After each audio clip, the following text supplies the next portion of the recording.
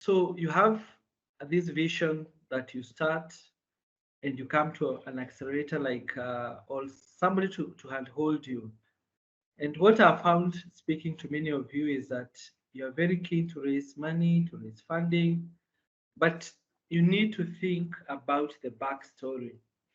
And that is the that is the story entrepreneurs are very interested in. Yes, the story of the numbers, the why, the how.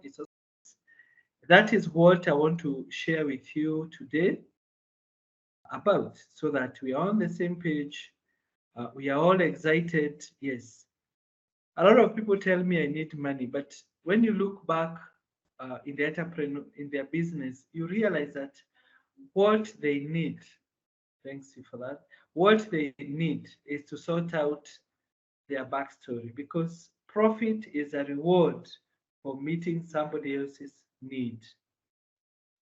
My late dad, who I absolutely adore and continue to adore, used to say that the work of an entrepreneur is to figure out how to remove money from people's purses, pockets safely and willingly. They hand it over to you. So I also want to advance that further and say the work of a fundraiser is to remove money from the wallets and accounts of financiers safely. They give it to you.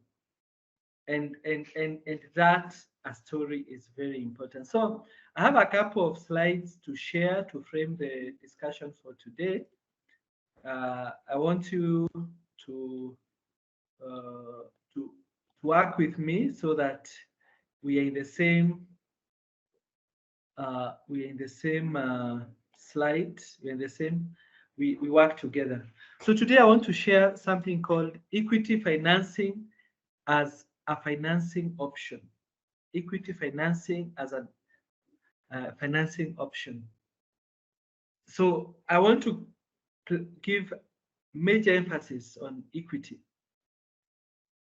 So I want to start by saying types of equity funding and overview of equity funding.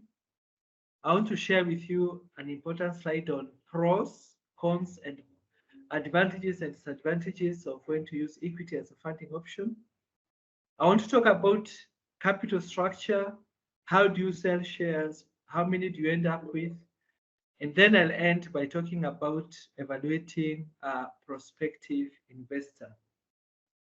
I want to ask Linda to text people with an image of this slide, take a photo and post it in the group. I would love more people to join in.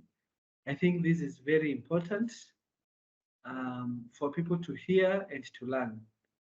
Once Linda confirms she's actually, yeah, just take the portion on the introduction so that we can start together and post it in the group and ask people to join. Because I don't want to have individual lessons, just answering the questions that we would have discussed today. Linda, is it done? Take a photo and share in the groups and tell those who have not joined to join. Yes, give me a minute. That's exactly what I'm doing. Thank you. Fine. All right. So as we give our host today time to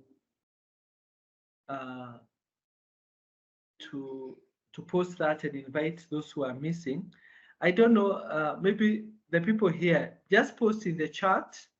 What are your expectations? What do you hope to learn from today's session? If there are questions you'd like us to address, so that at the end I can check the chat. If it's not been addressed, we cover it. Just type out. If you had a one-to-one session with an equity funder, what would you ask them or a consultant? Put it up there so that we're able to share that. All right. So let me go on. As usual, I know people will say they can't see the link. Also, please send the link so that they're able to see and we proceed as a group. Yes, they'll join us, but I'm just happy to continue. Yes, so an overview of equity funding. Yeah, just 1 minute. So I think what I would like you to take it up, I would like you to take away a couple of things from this slide. The first one is, please never think that there is no money, that there are no people who are interested in funding your business, that your business is too small to be funded. Yes, because businesses are being funded every day. There are investors out there who approach us and tell us, I have money, who can I work with? Who do you trust? So even as you engage in your equity fundraising journey, you need to understand that money is available. Number two, regardless of the stage of your business, somebody is willing to give you money, because the entrepreneurs who don't do deals less than $100 million, the others who are looking for somewhere they can put 50,000, 100,000 to invest. So regardless of the size of your business, someone can invest in you.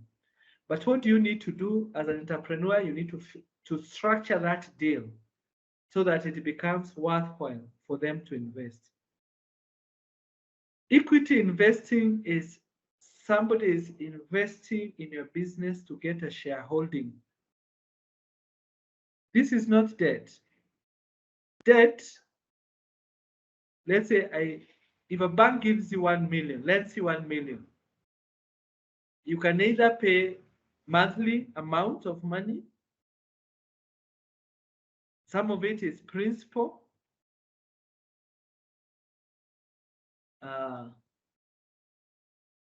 I write principal, or what sometimes we used to call capital.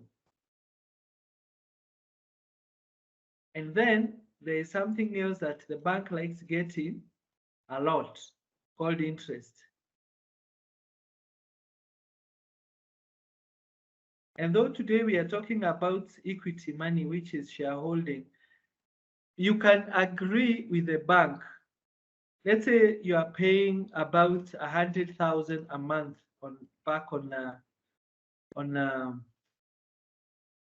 a loan you've taken from the bank. Maybe when you start initially, 95,000 is interest, and principal is 5K. That's how you end up paying 100K a month. And sometimes the bank can allow you to pay interest alone, so that at the end, like if you're a property developer, the moment you sell your properties, then they'll allow you to pay the principal. Or the principal, maybe for property, the bank can give you as it takes on the property to sell to mortgage buyers. And so as you structure your loan, if the bank tells you you have to pay a minimum of 100, please feel free to negotiate. The minimum the bank can accept is 5K interest, but so actually, can I explain something? Let me clear this. So over time, as you pay, Mr. Karumba, yes, a second. Would you like us to read the questions as we go, or should we read them at the end? Okay, just read them so that I hear. It's a question by Shamim. She is asking, I would like to know what makes someone invest even when they don't have stable sales. Even when they don't have stable sales. Okay. Yes. Wow, let me take that. That's a brilliant question. When entrepreneurs, when investors invest in your business, they're investing in your future. And that's a fundamental point, that today, let's assume M-Pesa has not started. It's year 2000. Today is year 2024. M-Pesa alone is probably worth 100 billion. Now, when M-Pesa or your entrepreneurship, when you start, it's probably worth, when you look at it today, little. but over time, it will be worth 100 billion. So investors invest because equity, because they can see a future. And when we ask them to invest in our business, we are inviting them to share in this glorious future. And in finance, what we do is it's year 2000. One day, M-Pesa will be worth 100 billion. So, and if you understand this, I'll have done half of my job. But because it's today, your business is only worth 1 billion. So, and I'm using big figures, but you can lower them. Today, in is year 2000, your business is worth 1 billion. Why? Because over time, they become core participants to raise the 100 billion valuation over the 24 over the 24 years that will have passed. So today, somebody, you have just an idea, can invest 10% in your business in M-Pesa, give you 100 million. That is 10% of 1 billion. I can see your business will grow. And you just have an idea because we are discounting, we are bringing this 100 billion to today's value. So today, let's say in the baking industry, and in the next 24 years, your business will be worth 100 million. The same thing happens. Today, you're just struggling to get funding, employees, but today's value is probably 1 million. So a 50% equity investor will give you 500K. Why? They will work with you. Actually, and this is something that I want you to understand, that when somebody invests in your business, it's their money that is working for them within your enterprise. So they sit with you, they take the same risks with you. They take the same risk that you see, there's something which I can call nonsense that's happening. People invest equity and they're expecting a huge return, and they do not want, and they are not aware that the business can collapse. It can collapse. Why would they get 10% for 1 billion M-Pesa investors when the franchise will be worth 100 billion? It's because they're giving you 100 million. Why? Because they could lose this money. We call it wiped out. They could get wiped out. All this 100 million they have given you, they could get wiped out if the business doesn't succeed. So I want to drive a point here that equity investors, they don't get a fixed return, and then they should participate in the upside, the growth of the business. In fact, equity is more expensive than debt because the debt issuers like banks have an assured return month on month. Equity investors, they could lose everything because they are co-investors in you, or they could get 100 times their return. So the reason people invest in your business is very simple.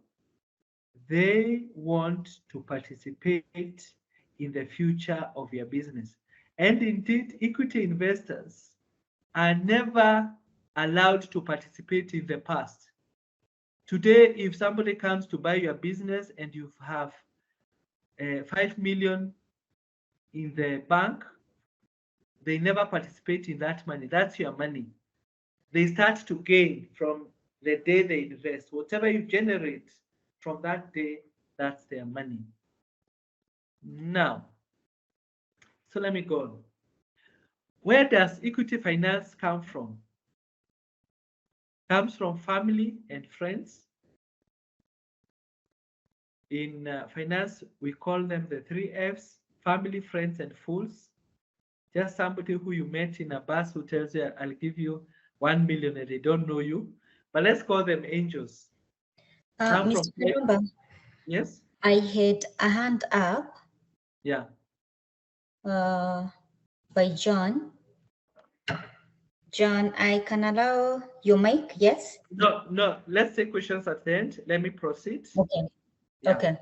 So family, friends. So where will the money come from? People ask me, where do you get the money? Let's start from personal savings. That's the money you've put together over time. Here. Then you can go for family and friends.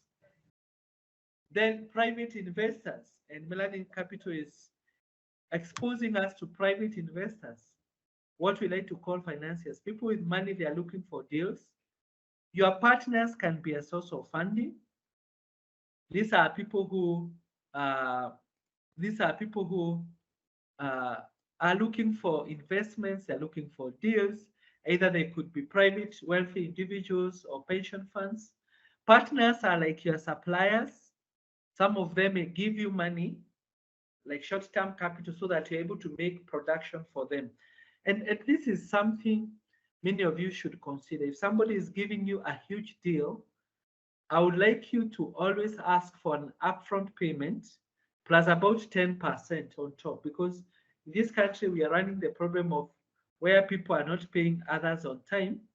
So it's very important for you to have some money in your pocket before you make a large deal for someone.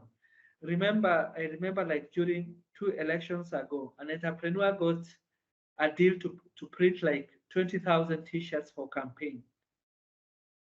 And then then that politician never ended up in the ballot because there was handshake.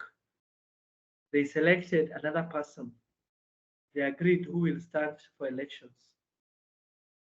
Obviously, the t-shirts had been printed, the entrepreneur had paid the printing company, and the t-shirts were never taken. And there's nothing he could do with the t-shirts, and he was never paid. So I want to tell you that as you look for capital, investors are very keen to see that you're able to attract healthy deposits from your customers. Also, obviously, like if you're buying machinery, trucks, cars, the Isuzu is willing to, with the banks, to organize financing for you.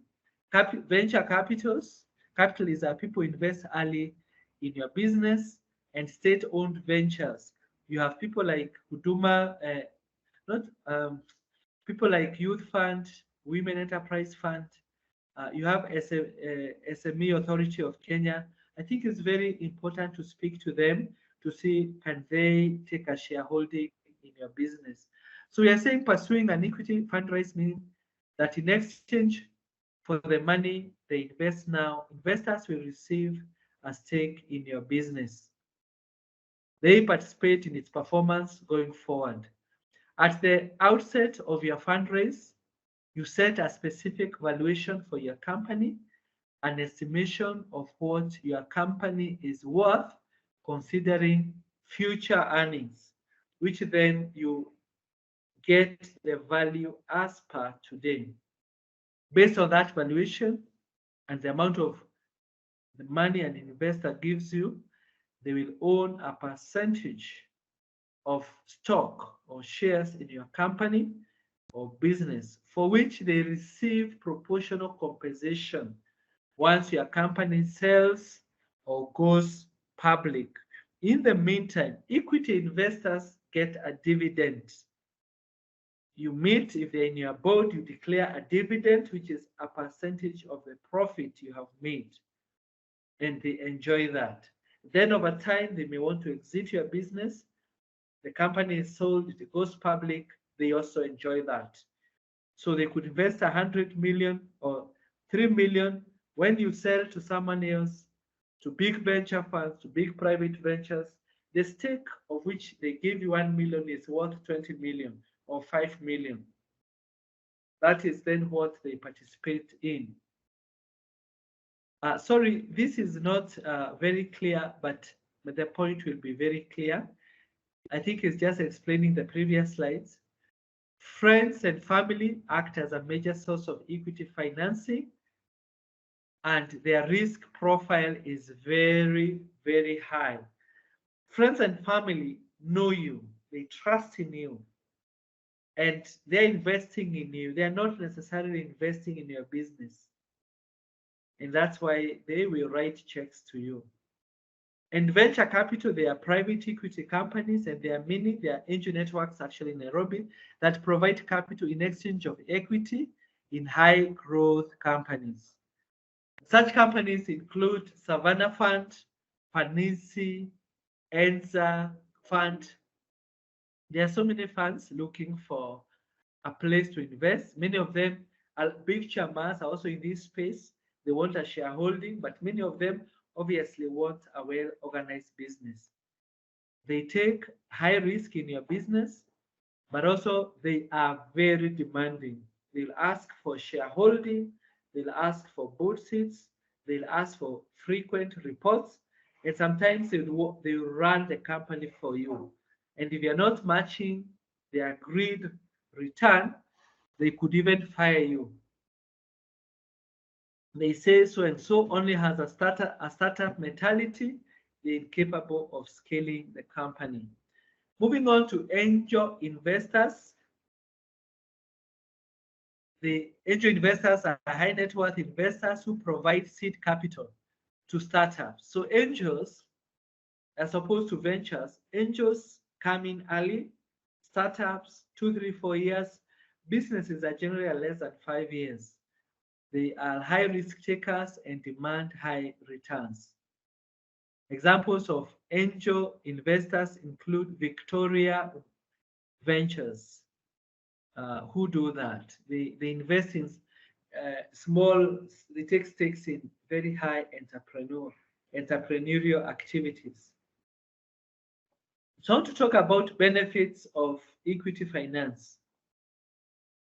The first one is it acts as an alternative source of funding for startups that may not access loans from financial institutions such as banks. The reality is, and sorry to burst your bubble, many banks may not fund you because you don't have regular income to pay their interest. They may not fund you because they don't understand your business. They may not fund you because they think you're high risky, you don't have financial statements, you don't have well-known board members. Maybe they don't even fund the sector you are in. And therefore, because you don't have regular income, and we'll talk about that, then equity investments become a very useful source of funding. As a result, equity funding is less risky compared to debt financing, since the company is not obliged to pay back its shareholders. I'm saying with equity funding, there is this that people invest in your business and next month they're asking the return. That doesn't happen with equity. Another name for equity is patient capital because it lasts a long time. 4 or 5, most venture capitals fund will want a return in 7 to 10 years times. They give you the money and allow you to grow it. Access to management expertise. Investors may offer excellent technical expertise, management, and strong corporate governance principles. They may help you with connections. They may have invested in other companies. They may introduce you to managers who may help you with the operations, who may help you with leadership and mentoring, and maybe sales opportunities. So the moment equity investors come in, they do not only want to invest money, they want to use their expertise to support you. Some investors also strengthen your brand, because if IFC, part of World Bank, has invested in your business, then you are seen as a great business. Some of these very choosy equity investors, the moment you say, I have maybe DOB equity, responsibility, FSD, they are KWF, they are so respected. So the moment that they have invested in you shows, will tell people that you are a safe brand to deal with. Now, there are disadvantages in investing, getting an equity investor. Dilution of the ownership of the company. And I want to talk about that because a lot of times I find it unfair. People, and to me, this is the main lesson I want to drive to you today. Dilution. What is dilution? If you're owning 100%, now you all will only own 60% because investors have taken the 40% shareholding. Number two, it's costly in a cost of capital perspective because equity investors want a higher rate of return. And what you mean by that is that while the bank may be happy, let me get another color. While the bank may be happy to for you to pay it, let's say 14% per annum, equity investors, they're taking a risk that you could fail. Some of them actually are looking for a return of 25% or higher. But that thing is, if it collapses, it collapses. But at least they are looking for a higher return than equity. And then they possibly don't get to earn this money until 5, 10 years are over. And some of them stay even longer. Yes, let's go on. So the other thing is institutional investors may want to exit and can be pressurize shareholders in selling the company, buying back shares, or selling to other investors. So you may get a very nice partner of who you approve, you love, you think is a great fit. But then after they have invested in your company, one day they want to exit. They want to out. So you have no control who they sell to because if you can't buy their shareholding at the price that they like, they may invite a mad person or anyone they choose to take over the shareholding. So that sometimes is seen as a disadvantage. Yeah, it is seen as an advantage. They may force you to sell the shareholding, especially if you're a minority shareholder. They could pressurize you to sell your company to somebody who's giving all of you money that they like. So, when do you use equity? Equity is an alternative source of capital for startups that do not have sufficient personal assets to act as collateral. Remember, debt lenders need collateral. For people who invest in an enterprise, the shares you give them is their security. And they don't need high security because they are paying it by in return they are getting a high return. Uncertainty in achieving the break-even points may make equity ideal as compared to debt. You don't know when you'll be profitable, when you start to turn a profit. So equity is good because equity can wait for 2 to 3, 4 years before you start to turn a profit. You see, a firm like Twitter and Google, Amazon, they take so many years before they become profitable. But once they become profitable, they become highly profitable. So because you are yet loss making, your product fit market, you're still struggling with it, equity then it's good because they can wait for you to break even without asking for a return. So sometimes you accept equity investors because you want to broaden your network and you want to access capital.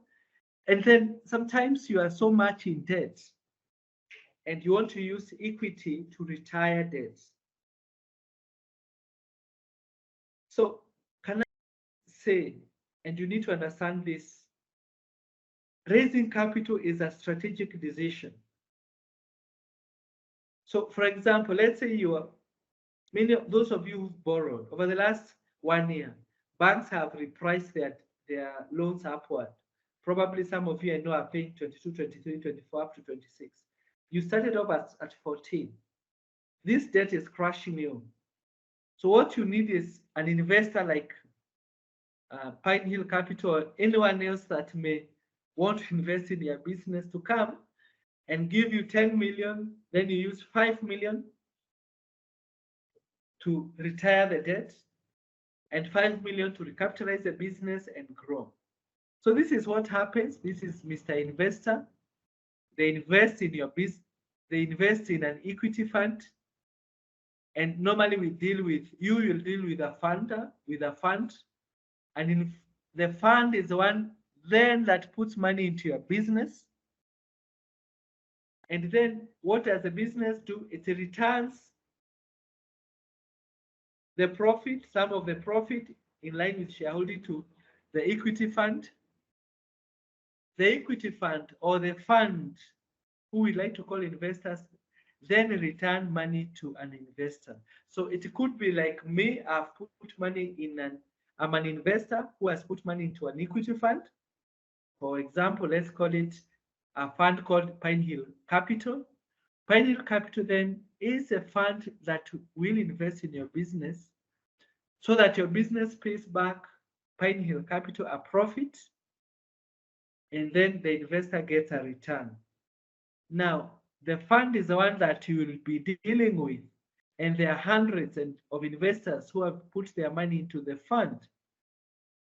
This fund is the one that will determine when to sell. When they sell, in line with the agreement they have with me, they pay me my capital as agreed. So I want to also tell you that you don't have to raise money because you need money. Some people raise money because you want networks. You want to raise money early before you need it. And that's what you should all be doing. If you need money next year, raise it today. As I've told you, funders are like people who sell you an umbrella.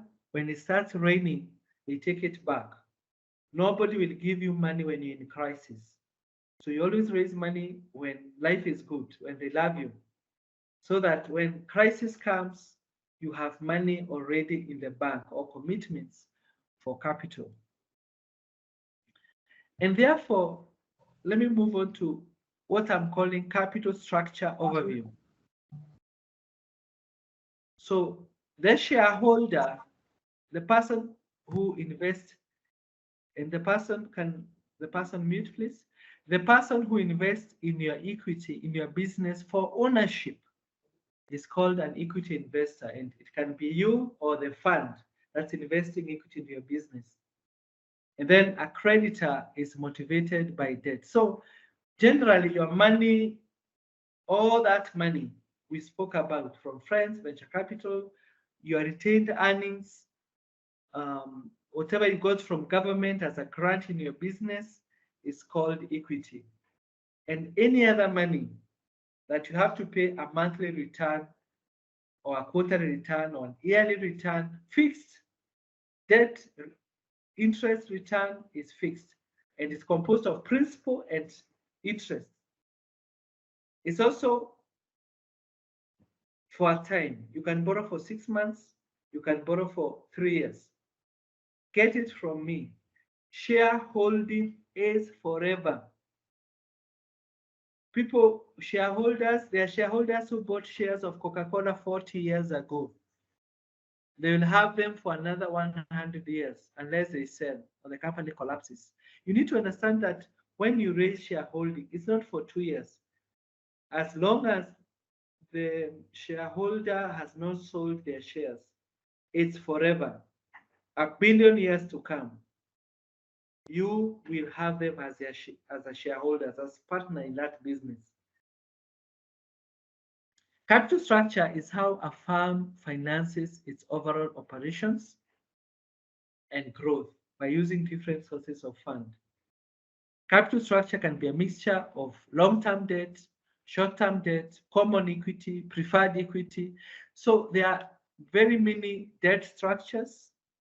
You can have mezzanine debt, where you just pay everything at the end, preferred debt, subordinated debt, but that's a bit more technical.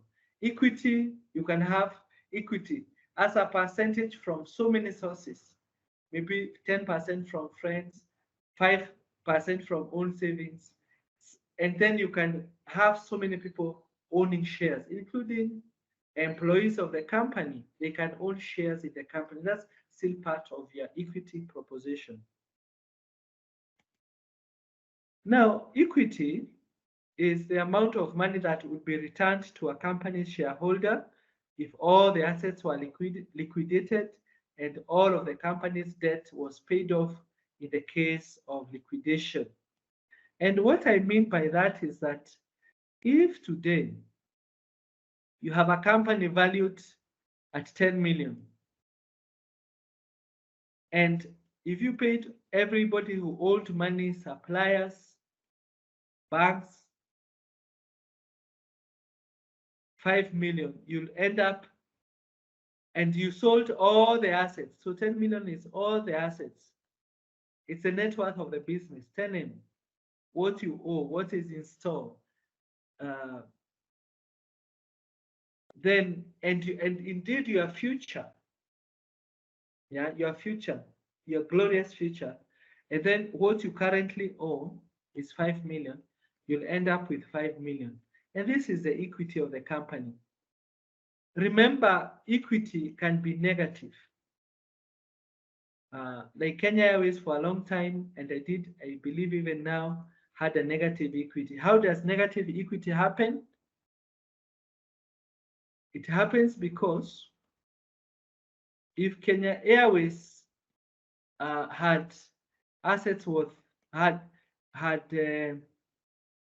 if everything was sold KQ, they would get 50 billion.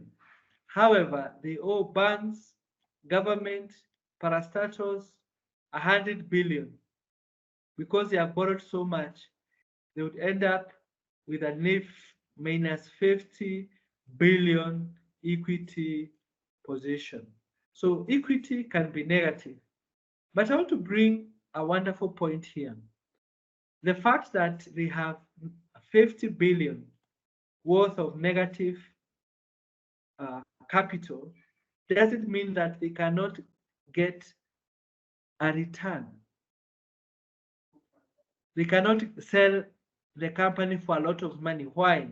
Yes, today they have a negative, but remember, it's all your future earnings. Maybe in future, they'll make profits of, they'll have earned over the lifetime of a business, 500 billion. So if you bring this money, 500 billion today, it will be worth, let's say, 200.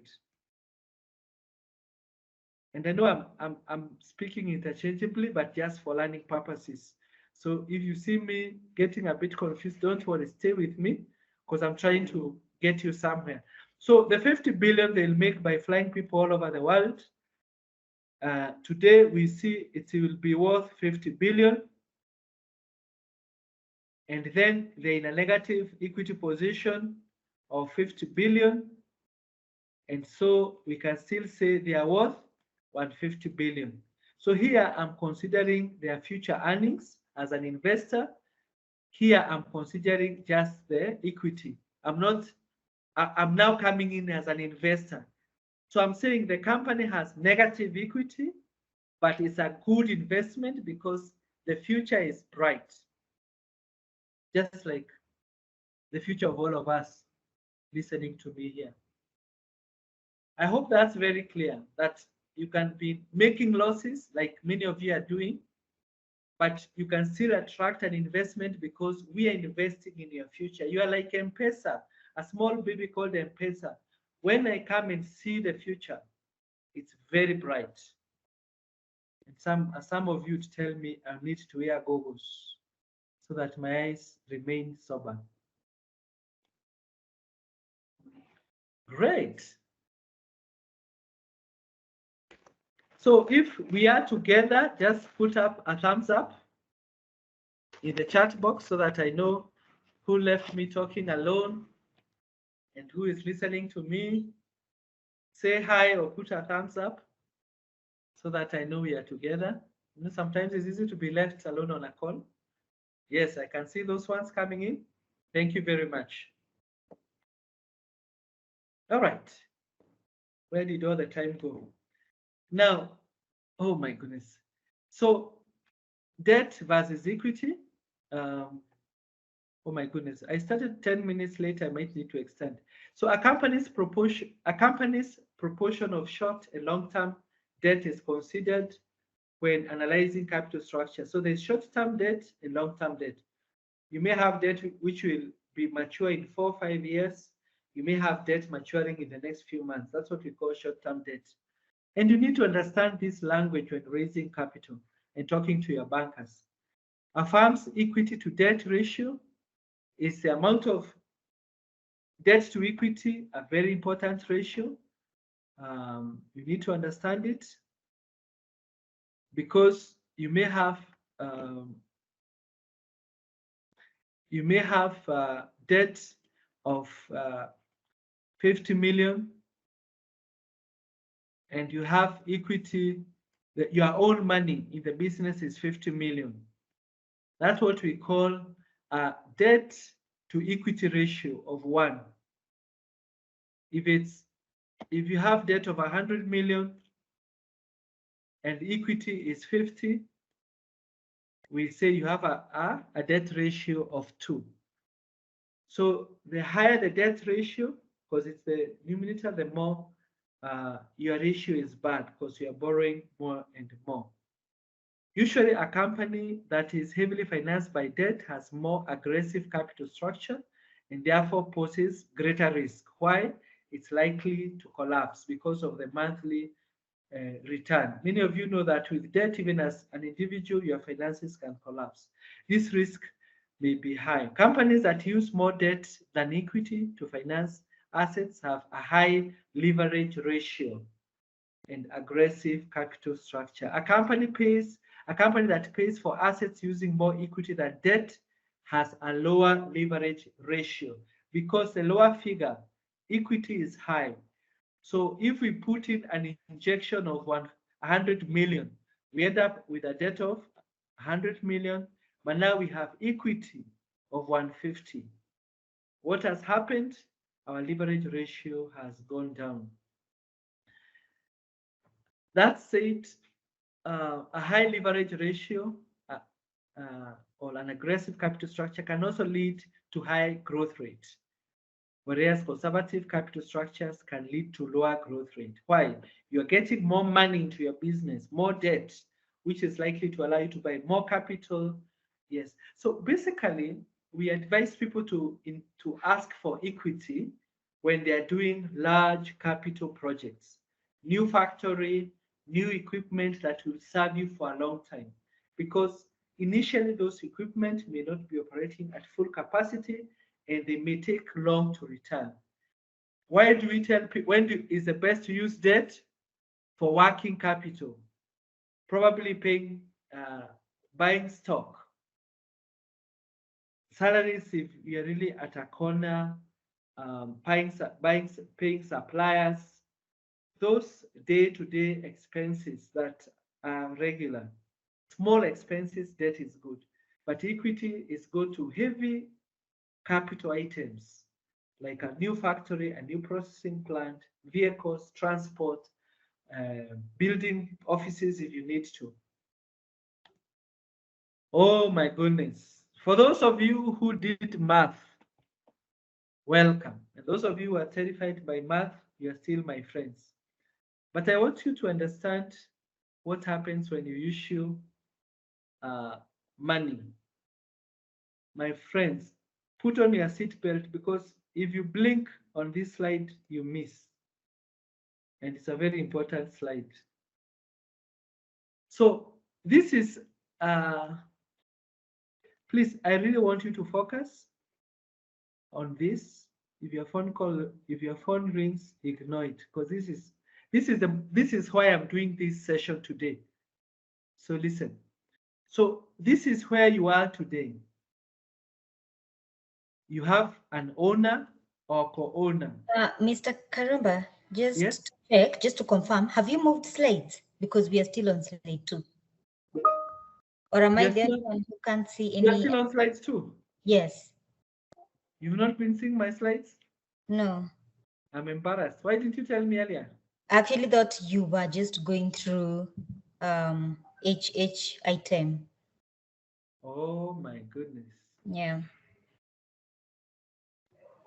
Okay. Sorry, I've had so many slides before. So can I? Maybe what you can do also, you can share if it's possible, and I can share it on the group and on emails. Yeah, I'll share that.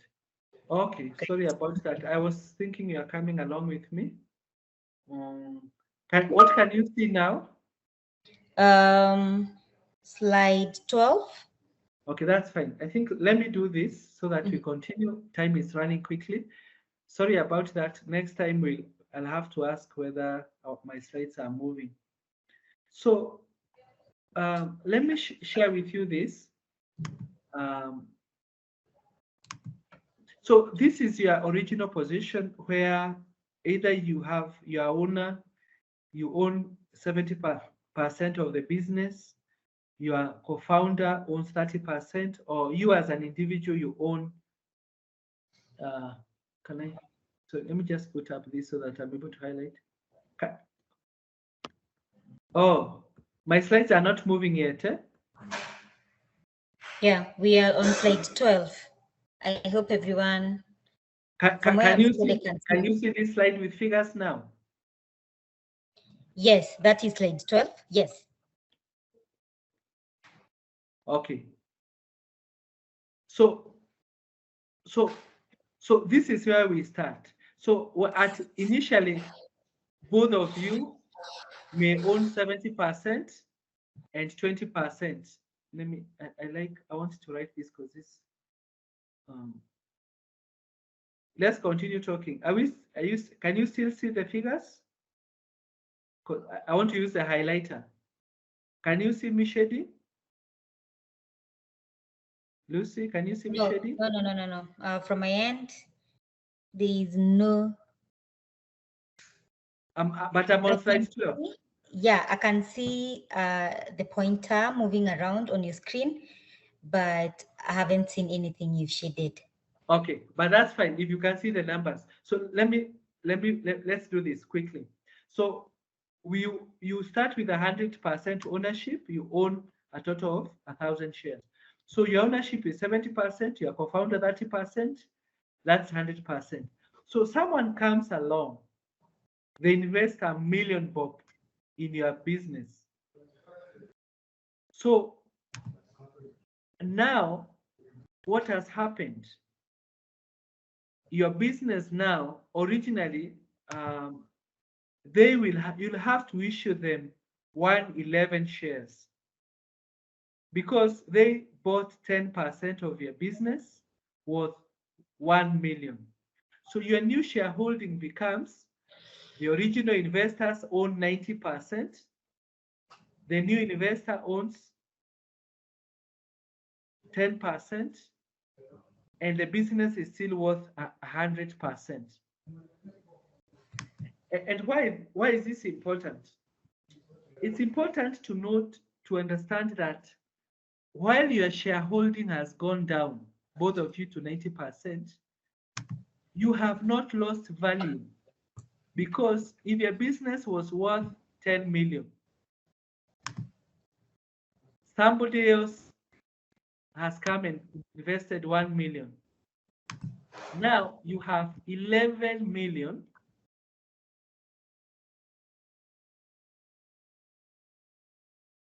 You have 11.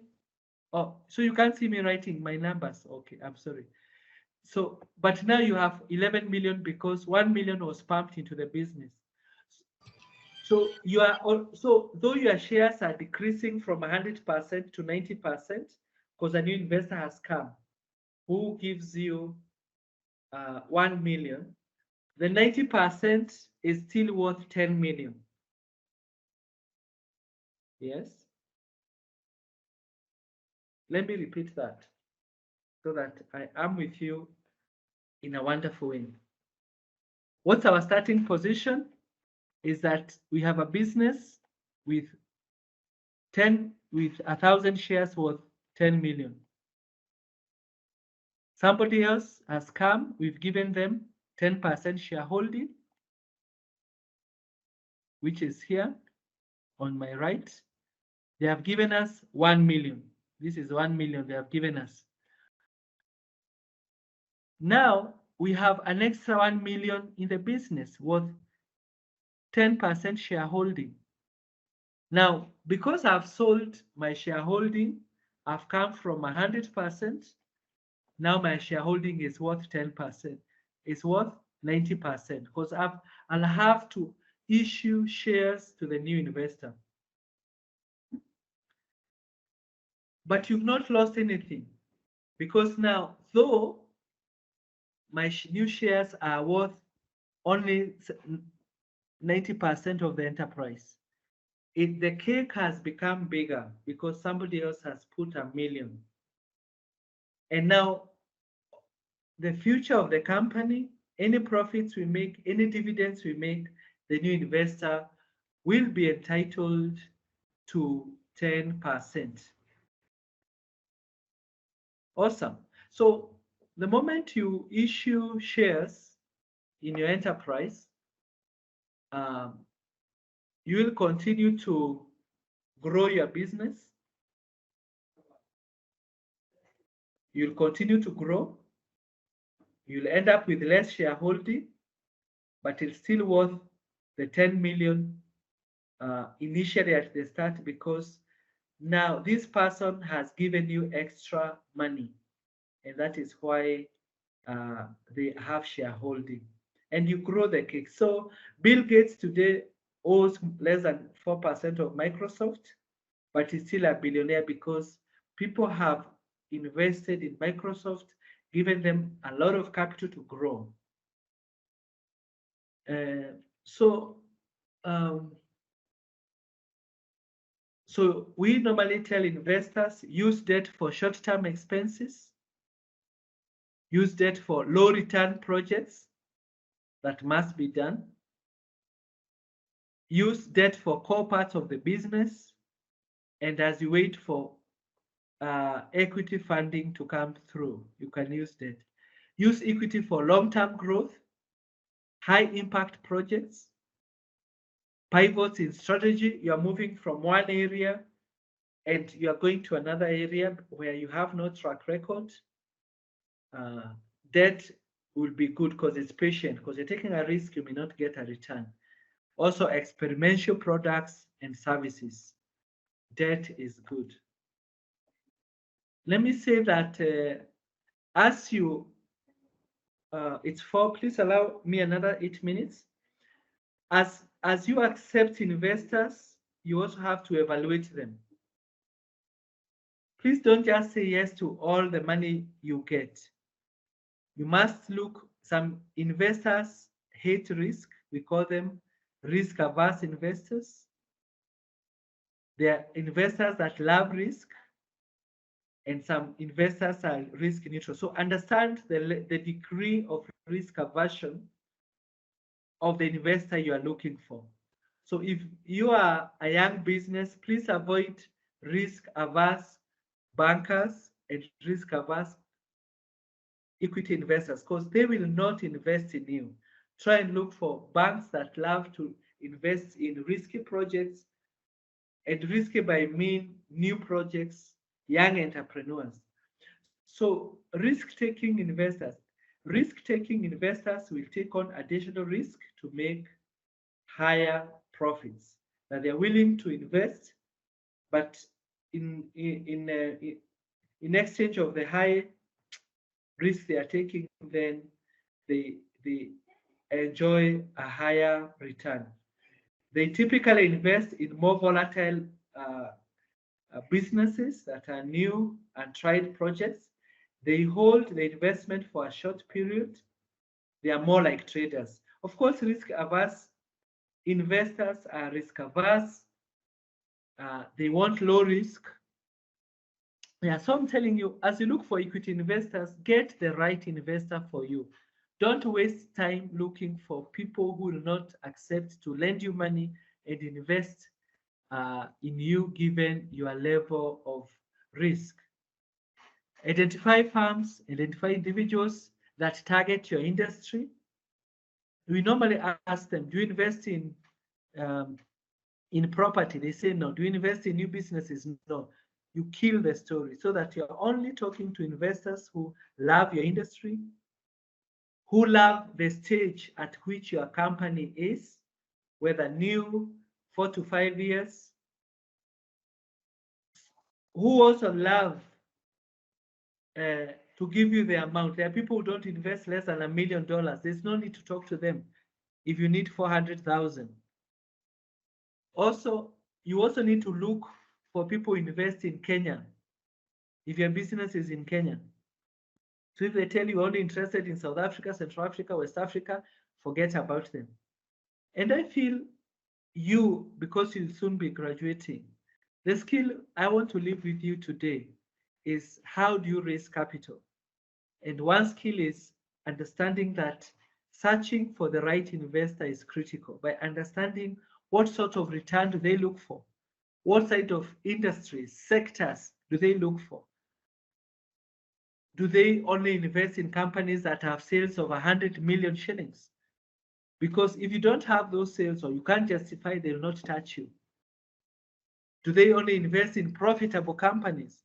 Because if you're not yet profitable, they'll not touch you. So please learn how to evaluate investors as you approach them, and also learn how to evaluate them as you choose, are they the right investor for you? The moment you borrow money to invest in from friends and family, please treat it formally, provide them with a business plan, make them aware of risks and the worst case scenario where your business could collapse. Make a business case for investments. There is no need of going for Christmas party and your mom-in-law is not talking to you because you took her money and your business collapsed. And that applies both ways. Please make sure that it's risky, that they understand what they are getting into. Give them a formal agreement, and that could resolve any future conflict or lack of understanding you may have.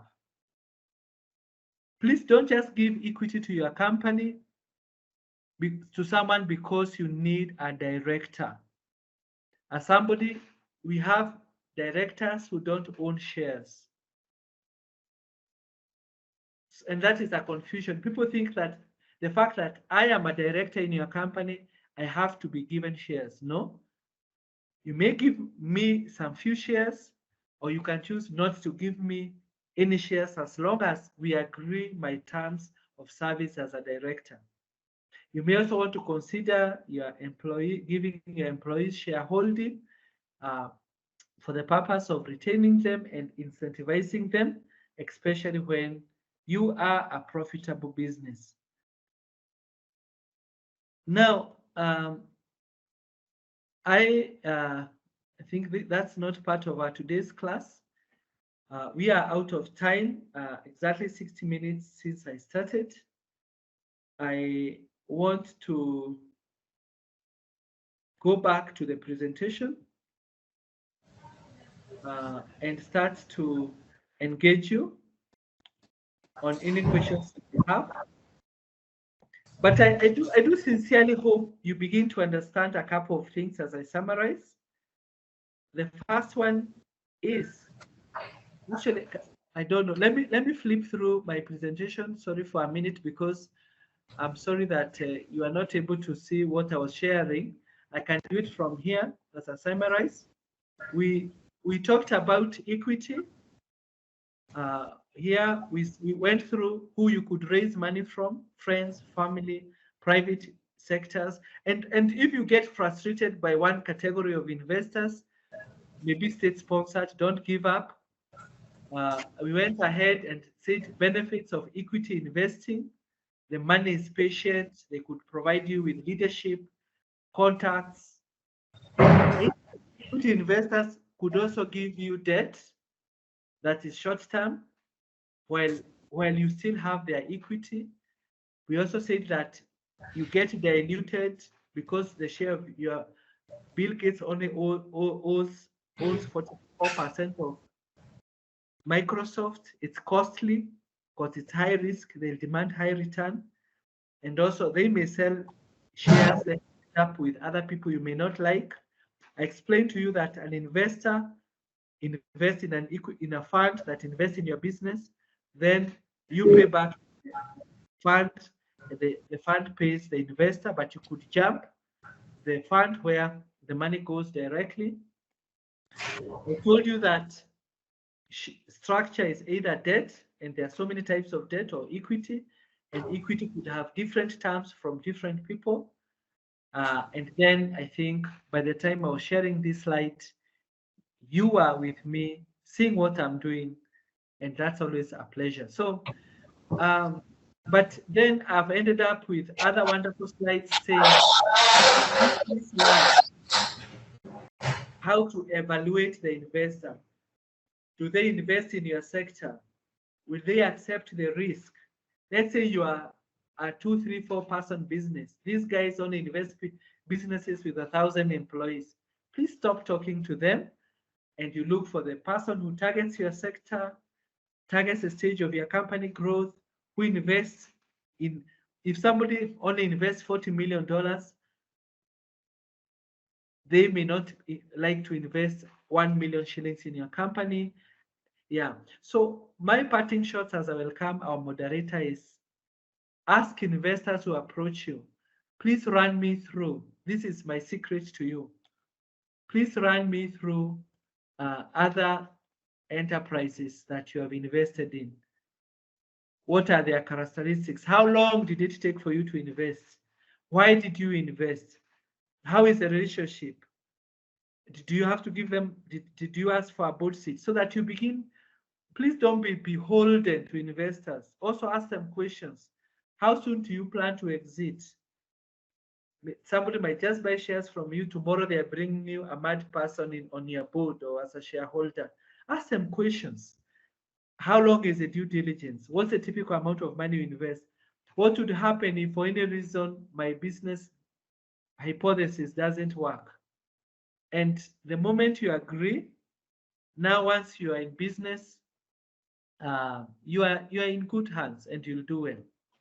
And there will be no fighting, or there'll always be fighting, but less. There'll be less strain. Thank you very much. That's all I had time for you today. I hope you find it useful as you raise capital so that your business will grow. Thank you very much, Mr. Karumba, for that very insightful session. And thank you everyone for making time today. I think, add 3 more minutes for anyone with a question. I think, John, you had a question. Would you still want to ask a question? I can allow your mic.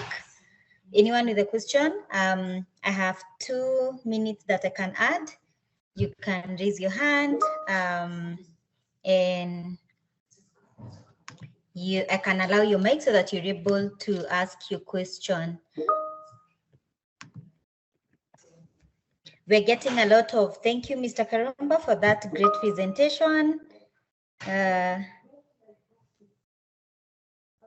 Yeah, Mr. Karumba will share the slides as he's just typed on the chat, and I'll be able to share it with you all. Yeah. So we would like to receive a minimum of 2 questions, please. Please don't be shy. You'll be asking for everyone. Like one of you thought that there is a problem with your site, and it was me. So if you had raised it, I would have known. I didn't make slides for you not to see them. Yeah. Ask any question or make any comment. Thank you for those who have appreciated. I started by saying. Thank you very much, Marilyn. Yeah. Any question? So if there is no as I wait for your final question, I want to tell you that I've remembered something I said last time. 2 things. If you need 30 million to grow your business to the next level, nobody is going to write you a 30 million check. Raise a lot of money, 30 million, that you can drip feed into your business for the next 2 years.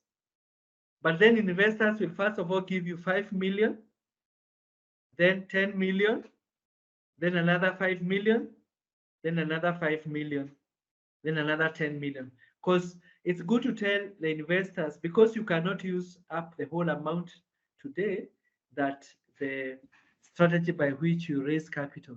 How do you evaluate your startup in early stage and get to know the amount of equity shares to give out? Yeah, valuation is a demanding topic, but all that I have to say is uh, uh, all that I have to say is a business can be valued. How do you value is you as an entrepreneur, how much do you think your enterprise could be in 10 years?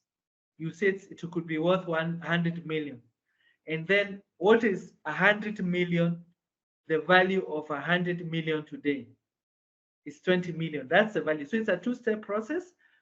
Write the cash flows or profits your business will ever make from now to eternity, maybe 5 years, 10 years. We find they total up to 100 million or 20 or a billion. Let's use 100 million.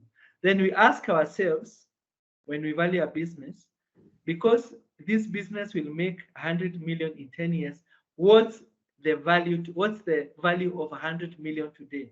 It's an inflation. We call it discounting. We ask ourselves, 10 million today is the same as 100 million in 10 years. So we say that the business is worth 10 million. So we use Excel to value. And those of you who've prepared financials and projections, now all that you need to do is to ask yourself, the money you receive over the life of the business, what is its value today? That's how you value the business.